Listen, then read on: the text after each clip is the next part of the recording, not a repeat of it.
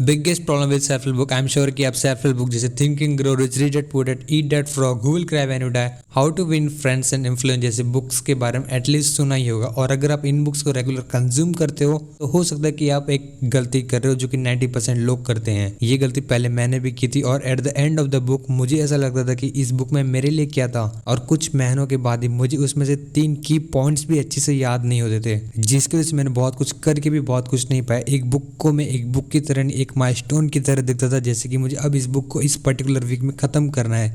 But the sad reality ये थी कि मैं बस बुक को खत्म करने के लिए पढ़ता था। हमें ऐसा लगता है कि जब हम कोई भी बुक को खत्म करने ही वाले होते हैं, मतलब कि हमने उसका 80% खत्म कर लिया है, फिर हम लोगों ने सुन लिया है, पर रियलिटी में हम उस बुक का बस 20% ही कंप्लीट किए होते हैं। अब ऐसा कैसे? वो इसलिए क्योंकि हम अपने माइंड में एक माइलस्टोन पूरा करने के लिए बुक को पढ़ते हैं। रियलिटी ये कि आप कोई भी बुक को जितनी भी बार पढ़ोगे आपको उसमें से एक नई लेयर मिलेगी।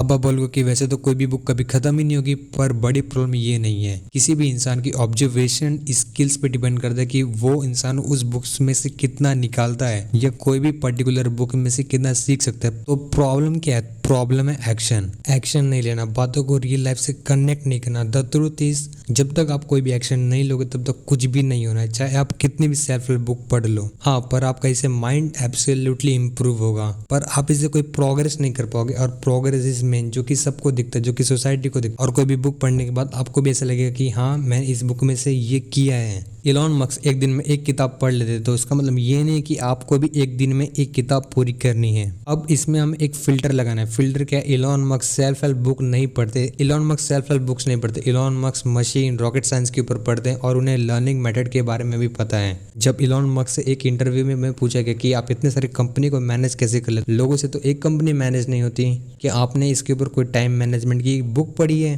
तो उनका आंसर था नहीं, उन्होंने एक भी बुक या टेक्निक नहीं पढ़ी जो कि उन्हें टाइम मैनेजमेंट करना सिखा। तो फिर वो इतनी सारी कंपनियों को इतनी अच्छी तरीके से मैनेज कैसे कर लेते हैं? और इन्होंने अपना प्रेजेंस ऑफ माइंड यूज करके टाइम ब्लॉकिंग नाम का कॉन्सेप्ट ही बना दिया। देखो, हम हमारी लाइफ में बहुत सारी प्रॉब्लम्स को बिना बुक पढ़े भी सॉल्व कर सकते हैं using your presence of mind. But book read करना भी एक बहुत ही ज़्यादा बेटर वे है। इससे आप ट्रायल एंड एरर वाले कॉन्सेप्ट से बच जाते हो और इससे आप लोगों के ज़िंदगी का पूरा डेटा अपने अंदर डाउनलोड कर सकते हो। बस प्रॉब्लम सिर्फ यही है कि आप कोई भी बुक पढ़ने के बाद हाथों हाथ एक्शन ले रहे हो।